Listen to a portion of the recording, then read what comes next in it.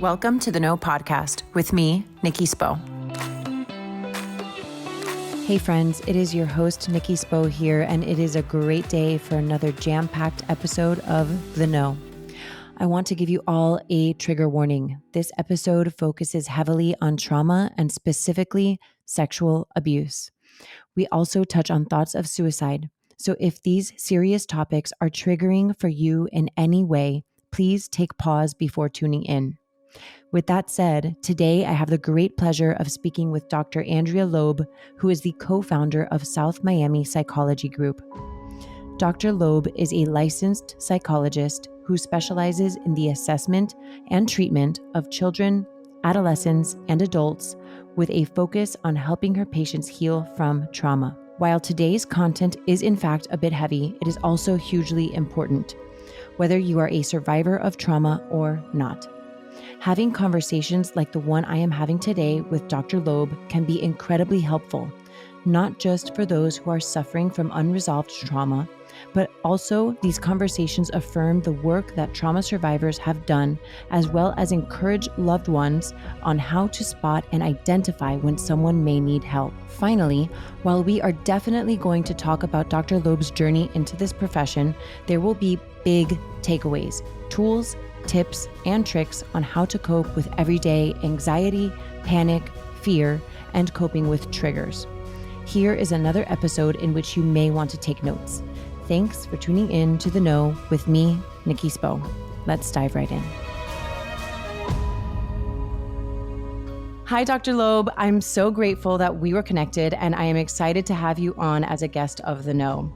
I feel like this is a really important conversation to have, and that we will be able to give our listeners some real-life tools on how to cope with the day-to-day anxiety and tips to work towards healing trauma.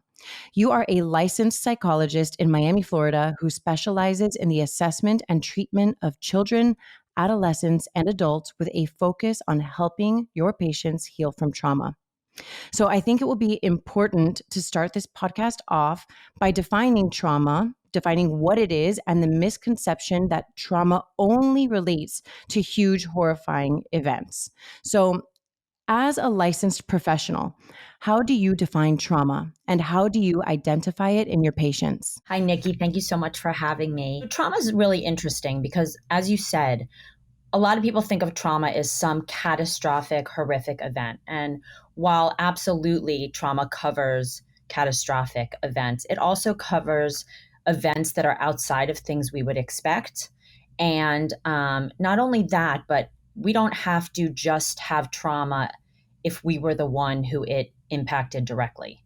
There are things like vicarious trauma, witnessing trauma, even hearing about a trauma and not even witnessing it could be traumatic and could lead to psychological symptoms that need to be addressed. Wow, that's powerful. I mean, I didn't even think about this vicarious trauma. That never even dawned on me. Can you elaborate on that a little bit more? For example, if you had a dear friend or a family member who went through something traumatic and you have compassion and empathy for them and they tell you about their trauma, not only do you have compassion and empathy for them, but you can actually start to develop symptoms based on what they told you about what they experienced and how they are affected by it. And we actually see vicarious trauma a lot in the mental health profession as well, with people who work in the trauma field, such as myself, hearing day after day events that go on in people's life. So vicarious trauma is a very real thing.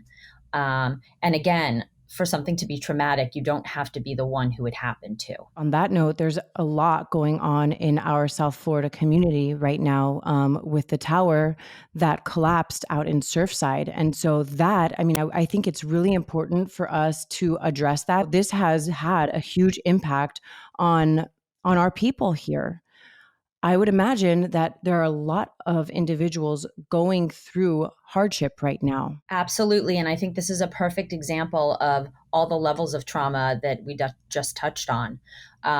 Obviously, the people who are most impacted are the people who either survived, who lived in that building, have family members who did not survive. But then as we go down the line, how about the neighbors? How about the people who live in buildings with the same name? How about just people like you and I, who every time we turn on the television, we can't escape this thing that happened in our community. You could be someone even in New York watching CNN and could feel these traumatic symptoms. I'm seeing the things on social media. I'm seeing the news article, and it's like so much for me to like absorb that I'm like turning away. I'm like saying, I can't process this right now. And on one end, I feel kind of guilty about that, right? I feel like there's some shame associated with why I'm not able to face this, and how maybe I'm not able to like serve in the highest way that I would like to. But it's really hard for me to look at it. It's really, really difficult. And so what about that? What do you have to say about the people who are maybe struggling to actually come to terms with even looking at it? You should feel so much gratitude for your brain, because our brains are incredible and they are actually designed to protect us. So, in your situation, Nikki, right now, what your brain is doing is it's saying, okay, I have a lot of things on my plate, meaning I'm almost at my tipping point. And I know that if I add this drop in the bucket of all of the things that I have going on in my life, I may not be okay. And then that may have ripple effects on a lot of things in my life, like mothering my children and a good wife and a good friend and waking up in the morning and being able to put your feet on the floor, right? And so your brain is basically saying, okay, Nikki, don't deal with it right now. It's okay. It's not necessary for your survival to look on social media and to find out about this. You're not in imminent danger, so your brain knows that there's no risk for you avoiding it. And it's not like you're going to avoid it forever. It's not like the second someone says Surfside, you're going to go run screaming, right? There's going to be a time when this is not such a live event with so many intense emotions attached to it that your brain will be okay dealing with it. That brings me a sense of relief, because I was for a bit there feeling I was feeling a lot of shame surrounding like the idea that I should be doing something more, or that I'm not doing enough, or like why can't I compartmentalize, and why can't I like look at this for what it is. And so it's a relief to hear that, because I think a lot of people are also feeling the same way. Like it's really hard. It's been a difficult year with the pandemic, and with all of the things that have been happening in our world in when it comes to like social injustice and everything. A lot of this stuff has been so heavy for people to look at, and it's just like one more thing and one more thing. And I think a lot of us are feeling like we need to take some time before actually like diving deep and processing our feelings. So with that said, I do want to take a moment to send prayers for those who have lost loved ones. I want to send prayers to potential survivors. I want to send prayers and thoughts to the first responders who are working so diligently in our community to save people and provide relief, and hopefully bring some families to reunite. I do want to take a moment to be able to send all of our best energy out to those people. And as we move on, I want to gear this episode towards providing our listeners with real life tools. I do think it's important to take a look, though, at your journey to this point. Let's hear about how you found yourself in this profession, what inspired you to pursue a career in psychology, and what made you want to focus your practice on trauma recovery. I grew up in Miami, and just like most people in any community, I had some friends who were victims of child sexual abuse. And I always felt so curious about how they were okay after events like that. And I had some close friends who shared and confided in me about that topic In your young adult life. in my young adult life and actually in high school. And I didn't understand how people could survive and thrive and be really functioning and okay. And so I was curious about that specifically, and just psychology in general, how the brain worked. And I went to Nova Southeastern University. When I was in my 5th year of the doctoral program, I was working at Jackson Memorial Hospital, and they had a child trauma clinic. And something about working with children who have experienced sexual trauma just sparked a passion inside me. And that may seem like, wow, that's an intense area to focus on. Yeah. And a lot of people in my field, in the field of psychology, don't touch it.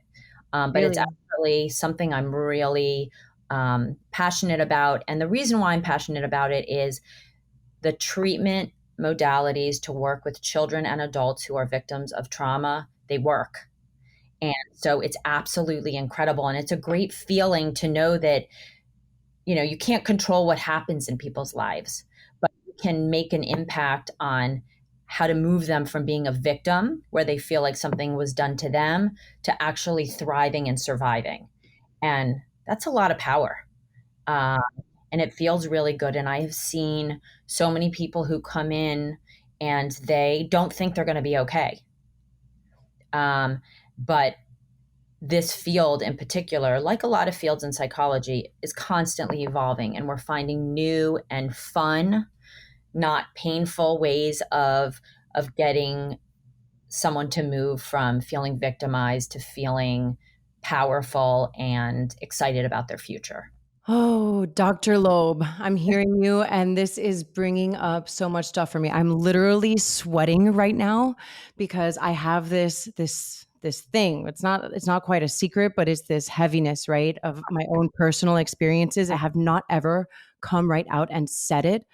And I'm here in my mind, like I'm listening to you speak, and my mind is speeding up. Should I say it? Should I not say it? Should I say it? Should I not say it? Do I really want to? Do I really want to do this?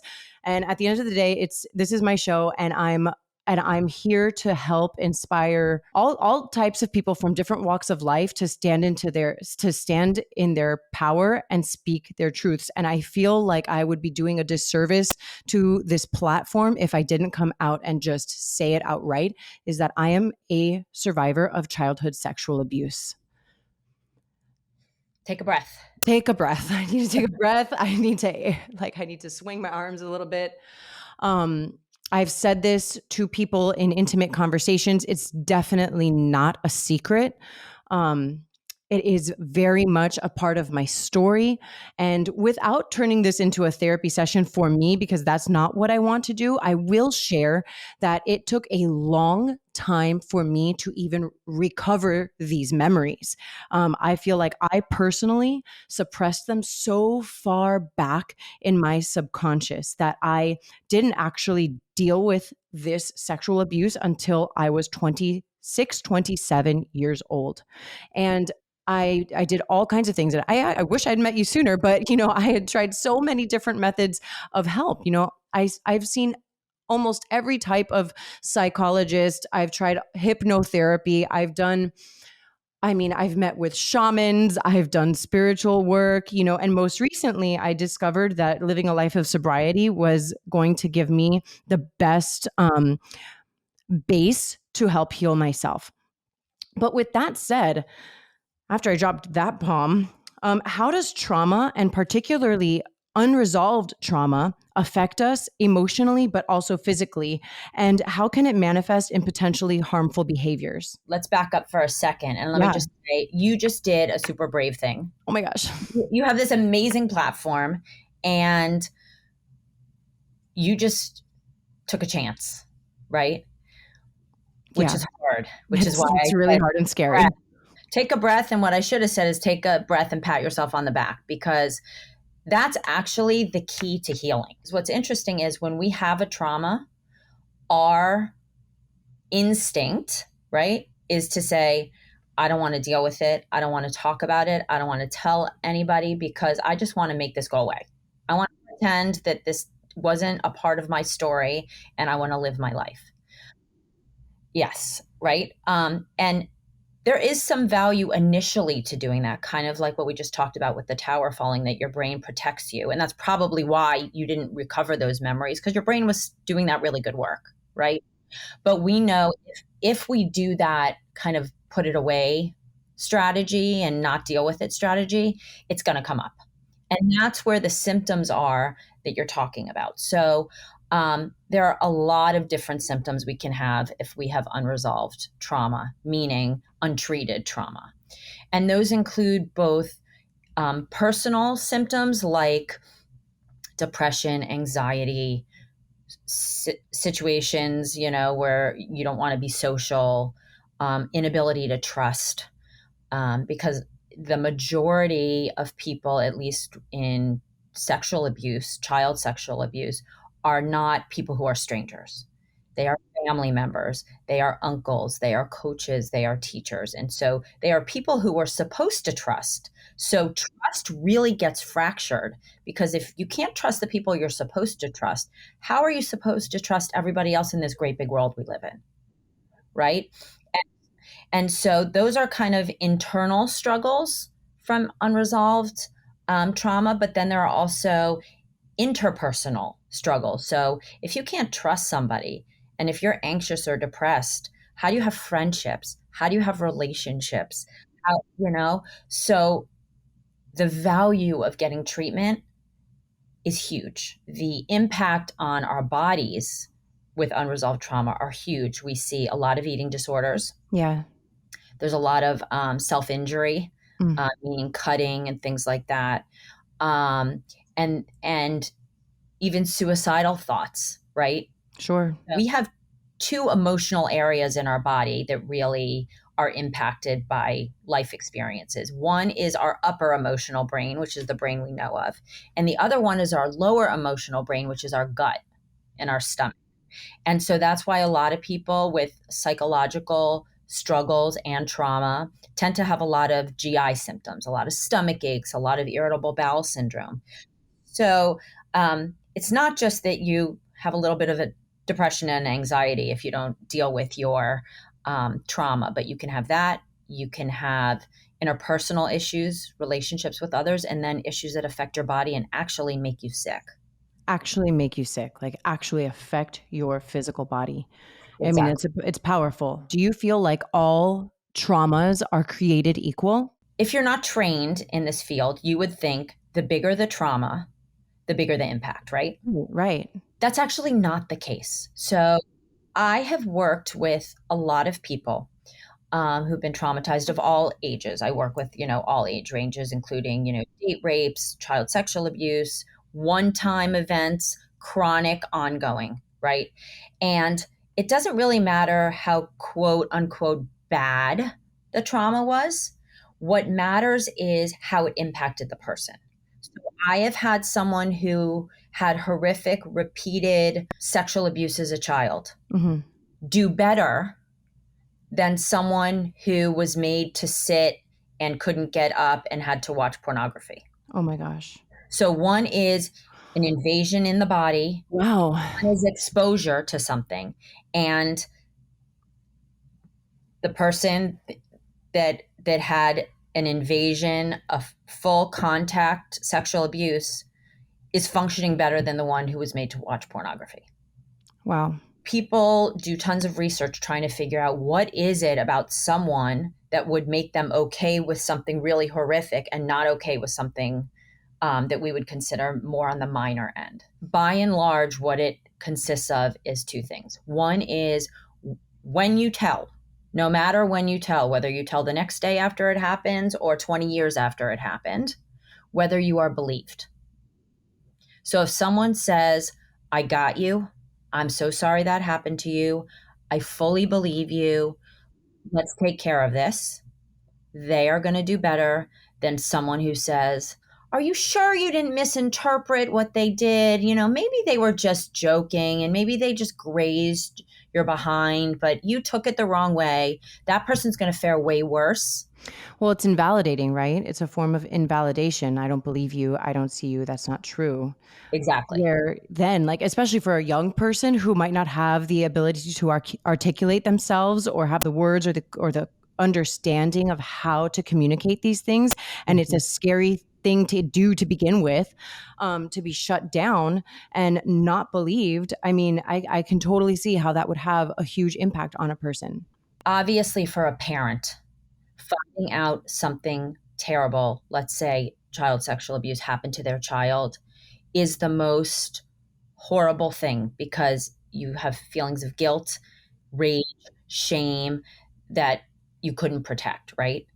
But we know as moms that you can't protect your child from every single thing, right? We do the best we can, but we can't bubble wrap them. The good news about the support factor being the single most important factor is that even if something really bad happens to our children that we had no power to control or avoid, there is a positive role we can play, which is believe your child and let them know you believe them and support them and are going to do everything you can to make sure that nothing like that ever happens. Although it's little consolation in a moment when a family's in trauma, knowing that that role can have a lasting positive impact on whether the child is okay is comforting.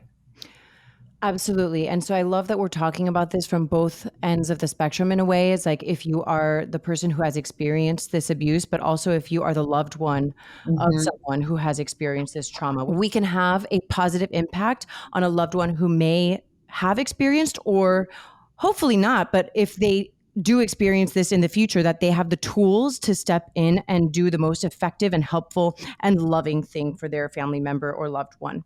So, Correct. Dr. Loeb, how do you compartmentalize all of this heavy, heavy work? It's about being able to remind myself that I'm making a positive impact. So kind of like saying, this is so hard to hear, and I really wish this wouldn't have happened to my patient.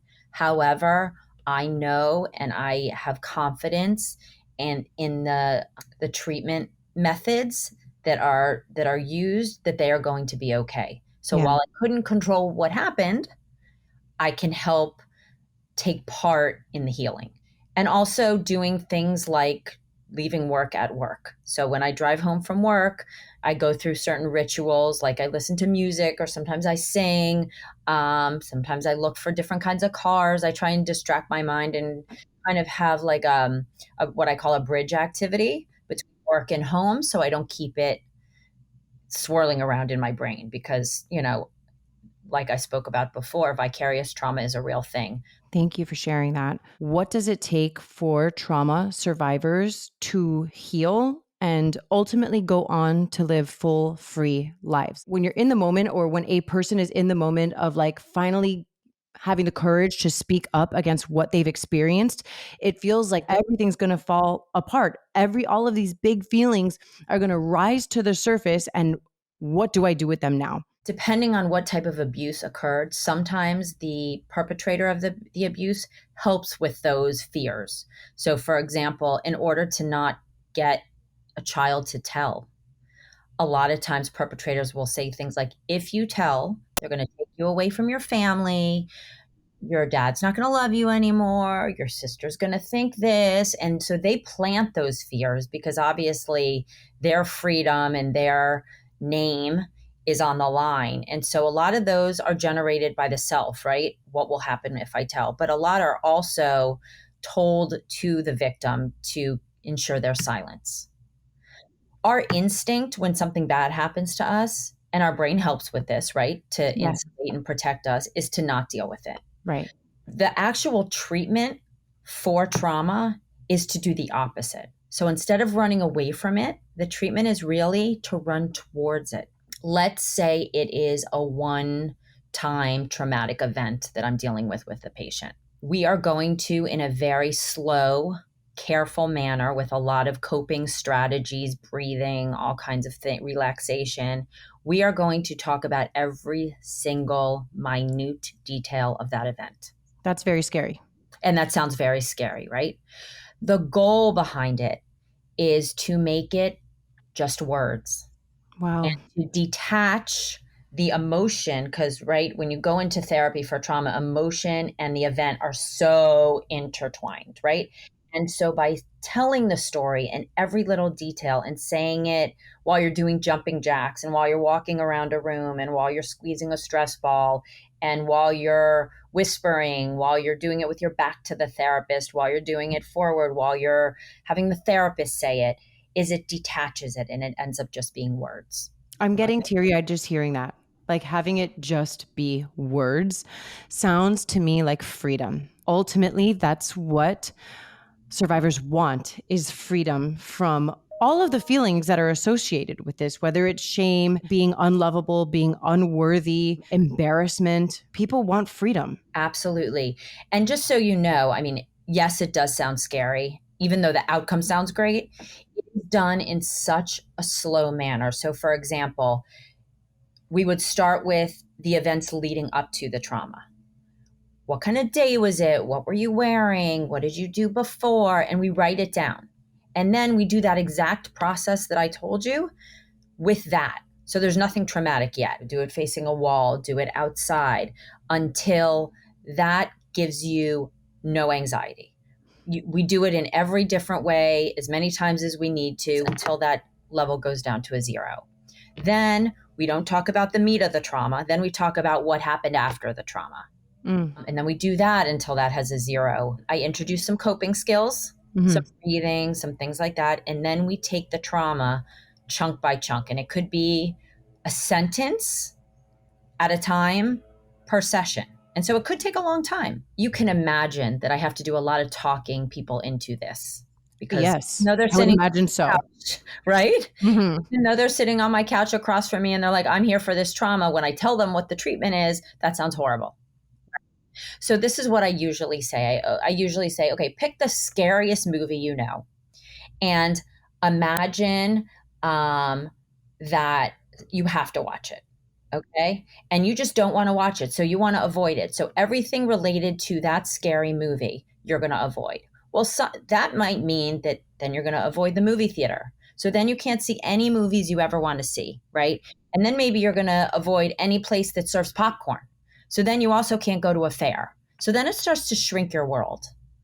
So the reason why you have to deal with this movie that you're scared of is to have freedom to move about your world. That exposure takes away some of the symptoms and the stress because you're separating the emotions from the event. When you say it, it makes sense. You know, it's still like one of these things like, am I ready to jump into the cold water right now? Right. No, I'm not ready to jump into the cold water right now. And I'm scared of being cold. And then once you're in there, you're like, hey, this is water. Okay. All right. Exactly. I can swim. Exactly. Trauma wants to be processed. It doesn't want to sit there. And so what's going to happen if you don't process it is everyone has heard about post-traumatic stress disorder. What post-traumatic stress disorder is, it's defined clinically as a re-experiencing of the trauma, right? And so that comes in the form of nightmares, flashbacks when you're awake. We are exposing the trauma to the light of day in a controlled way with a professional so that it doesn't have to find other areas to pop out. It's also not healthy for you to be plagued by nightmares so you can't sleep and then you can't function. So it's either deal with it in a healthy, controlled way, or it's going to come out in ways and in times that are not going to work for you. That was a lot to process, but I think it's really important. Let's get to talking about some success stories. Obviously, without breaking doctor-patient confidentiality, but more in a general way, what are some general examples of people being able to live these happy and full lives that we're talking about from putting in the work with a trusted professional? Some of the success stories really involve having the child or teenager or adult be able to tell someone in the therapeutic setting, I want to tell you what happened. And kind of letting the secrecy of it and the shame free.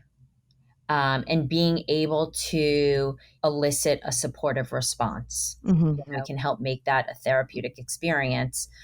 Because again, the worst part about trauma is keeping it inside and the secrecy and feeling like I can't even tell someone about this or tell someone how I'm feeling about it. So that's where a lot of the success stories are.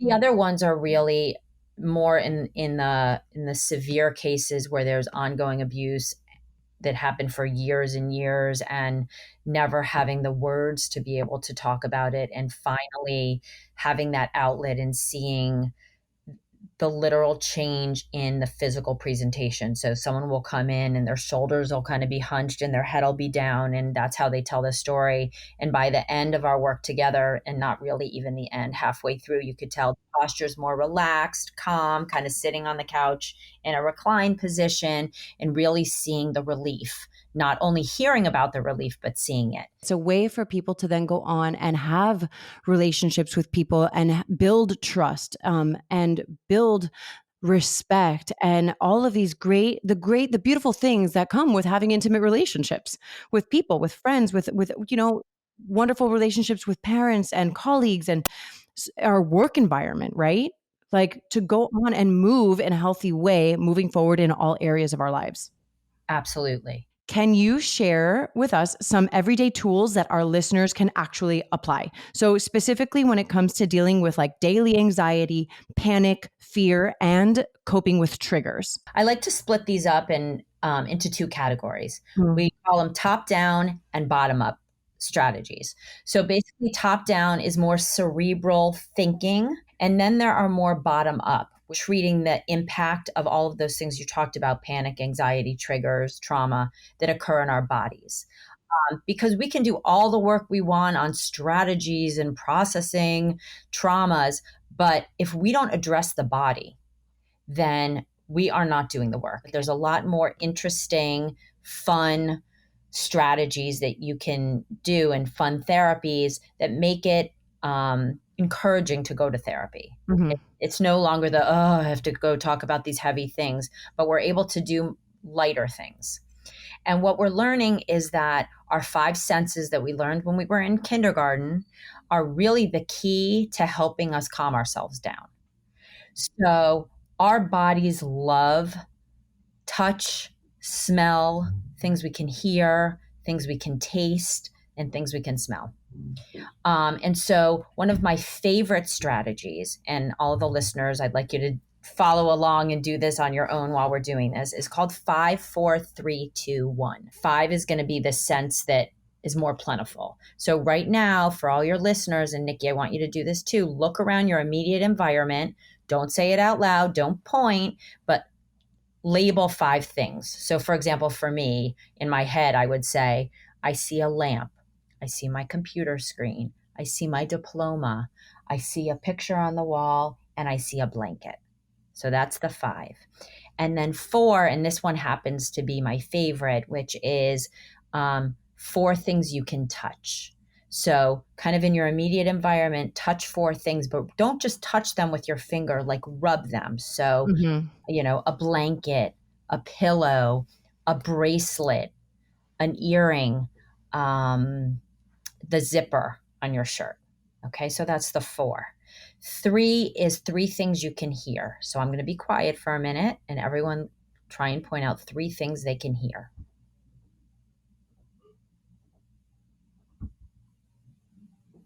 Okay, then 2 things you can smell. Now it starts to get more difficult as we get down. So it could be something that you smelled a couple minutes ago that maybe you have a lingering smell of, a memory of something, like I'm remembering the smell of my coffee I had when I first opened my eyes this morning. And then something you can taste. That's the 1. Now, if you have something near you like water, I'm going to take a sip of my water. It could just be you taste that you have dry mouth because you've been talking too long, or you taste mint from a piece of gum you just had. So 5, 4, 3, 2, and 1. And what does this do? Senses calm the brain. But the other thing it does is if you are feeling anxious, this 5, 4, 3, 2, 1 is a brief brain break. Your brain is engaged in that activity, and so it's not thinking about other things. I mean, this is something you could do literally anywhere. It's actually a fun game to do with little kids. Yeah.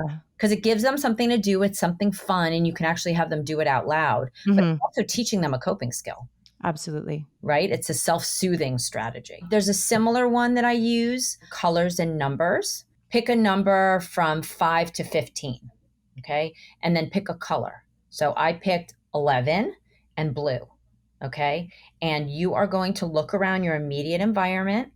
And in my case, I'm going to look for 11 blue things. Oh, wow. It's the same exact process as the 5, 4, 3, 2, 1, but you're not using senses. And it actually takes a lot of restraint to not point and not be like, there's a blue bead and there's a blue this and there's a blue that, but to actually keep your mouth quiet and be scanning your environment. Wow. The other top-down thing that I would like to share with you is my absolute favorite. And I have been doing this for a long time.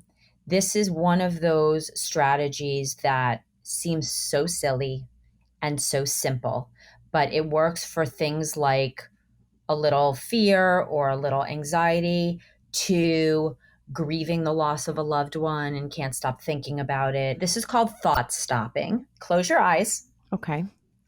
And I want you to picture a stop sign. All right. And when you see it, I want you to let me know when you see it. I see it. Okay. So now I want you to pretend that I have never seen one before. Okay. And I want you to describe it to me in every detail you can think of. I'm on the side of the road. I'm driving in my car, and off to the side in the patch of grass, I see a long metal beam, and attached to it is a shape that has 8 equal sides, and has a white border, and it's about an inch wide, this border, and the rest of the center part is the color red. On this red sign are 4 letters, the letters S, T, O, and P. This sign means that you need to come to a halt. The word reads stop. Awesome. Okay. Keep your eyes closed for a minute. So on this pole that it's attached to, is it a solid metal pole or are there some kind of holes for air to go through? There are holes for air to go through. Okay. And how is it attached to the ground, do you think? I think it's just like stuck into the ground pretty far down. Okay, perfect. And the letters, the STOP, are they uppercase or are they lowercase? They're uppercase and they're white. Perfect. And then the material of the paint on the stop sign, is it like a matte red or is it like a aluminum type of thing so car headlights can see it? It's reflective. Perfect. Okay. Open your eyes. Awesome. So you did a great job, but I have a question for you.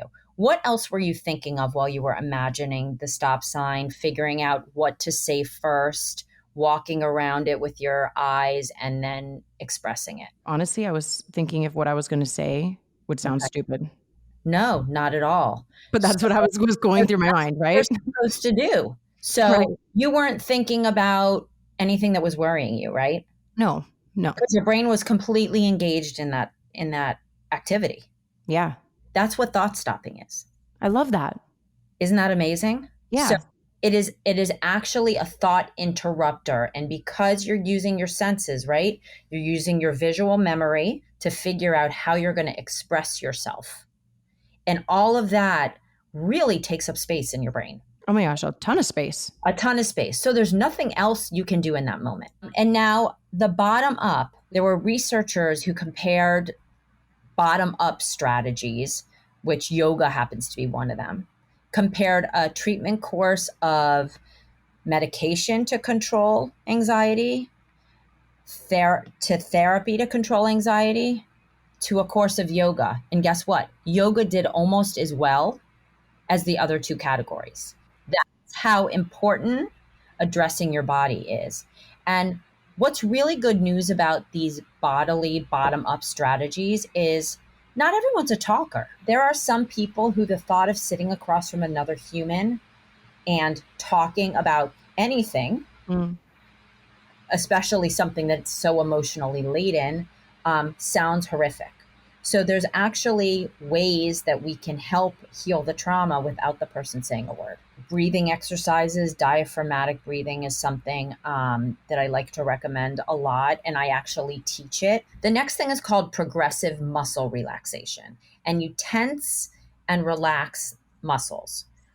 So the theory behind this is really you can't be tense and relaxed at the same time. Right now, take both fists and squeeze them really, really, really, really tight. So you feel like all the tendons and everything really tight. Now relax them like you don't have bones and feel that difference. And then tighten it again, really, really, really tight, and then relax it. You can feel the difference. Squeeze your shoulders up so they meet your ears. Feels kind of uncomfortable, right? And then relax them. One more time.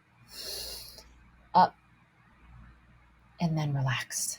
And then the other thing is a body scan. It's not tensing and relaxing muscles. It's basically closing your eyes and acknowledging where each part of your body is making contact with the world. So for example, right now, if I was doing that and I would start with my feet, I would notice that the big toe of my left foot is the only toe that's not making contact with the ground. I kind of have it like flexed in a way, and kind of like how your back feels against a seat. Is your arm resting more on the armrest on the right than your left is, and just kind of how your body exists in space. Again, kind of like those top-down strategies where you're so focused on what you're doing with your body that you're also not thinking about what else might be going on in your world causing you stress. Right. Dr. Loeb, thank you so much for these methods. My hope is that people who are listening to this episode can like take these methods with them and apply it. I would like to close with how loved ones can support those who are struggling. So like, what are some ways in which people are asking for help indirectly? A change in behavior. So if someone, whether it's a husband or a wife or a teenager or a child, his personality is a certain way, and then from one day to the next, that seems to change. So changes in personality, changes in kind of mood, and then symptoms, whether they are emotional symptoms, a lot of crying, or maybe avoiding something, um, or behavior problems. A lot of times, kids who are being quote unquote naughty, when we look a little closer, something is going on that maybe is being missed. And it's not, and that because that's how kids behave, express themselves is through their behavior. We can see that someone is having a hard time coping. They haven't necessarily expressed it. What do we do as the loved one? So a lot of times it could be just the mirror of saying, wow, seems like you're having kind of a hard time. Please let me know if you would like to talk, or if talking to me is something that seems stressful because of our relationship, because you don't want to burden me. I will find you someone you can talk to. Thank you. The really good news is these days, especially with the pandemic has done a lot of terrible things, but it's also done a lot of wonderful things. And one of the things is the stigma of going to therapy has really been reduced. Now with being able to go to therapy over the computer in the comfort of your own home is so mainstream. Did that for over a year, that access to therapy is different. One of the things you can do as a spouse, as a child, as a parent is be a role model. And if you are having struggles, seek therapy yourself. You don't have to have a catastrophic event or a psychiatric diagnosis to benefit from therapy. I have a private practice that I'm the proud co-owner of. It's called South Miami Psychology Group. And my business partner and I, Dr. Summer Sullivan, we started this in 2010. And we have 12 clinicians here, psychologists, mental health counselors, and we see very severe cases, but we also see a lot of people who just want to learn coping strategies, figure out how to be their best self. So going to a therapy practice doesn't necessarily mean that you're damaged or there's something wrong with you. It could just be that you have insight into wanting to function better, and that's okay. Dr. Loeb, thank you so much for this insight, for your awesome attitude and just your positive outlook on dealing with trauma. Just the way that you present information for me brings me hope, and I hope that it does the same for our listeners. So thank you so much, and I hope you have an awesome day. Thanks for being a guest on The Know. Thank you so much for having me. Thank you so much for listening to The Know. If you loved this episode, go ahead and share it with a friend. Words are so powerful, and someone may need to hear what we covered today. And if you really loved this episode, please take a moment to rate the show and leave a review. Your comments are so important and valued, and they give other listeners insight on what to expect on The Know. You can connect with me personally via Instagram at Nikki Sap Spo and The Know with Nikki Spo. My hope for you today is that you are fearless in looking inward so that you can be your highest, most authentic self and go after the life of your dreams.